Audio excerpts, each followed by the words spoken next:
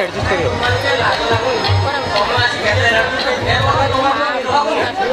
अरे एमती तो पर सोई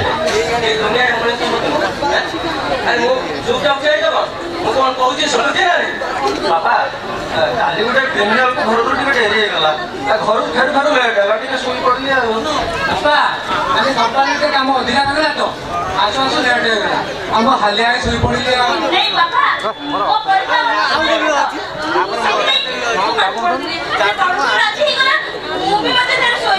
जमा पड़नी पीछे आप सब ये चार्जर तो हम पार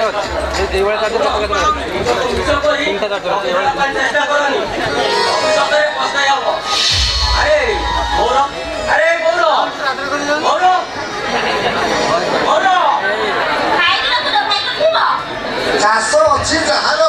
कि आनंद कहार से परा जुगौची दुनिया कहार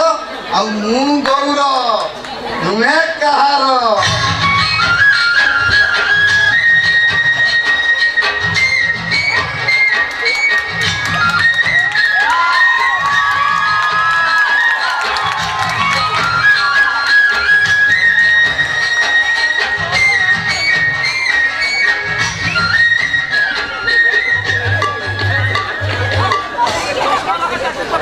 कौन कहलु तो मोर नुहे कार ए नुहे आउ कोन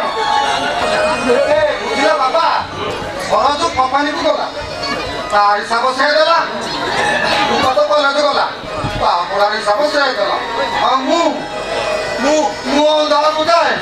पुरी मु अंधार को फेरे मो हिसाब कई रखंदी नाही तेणु मु कहू नुहे कार ओरा तू कहू जे घर को आरे नहीं मैं आओ मन ना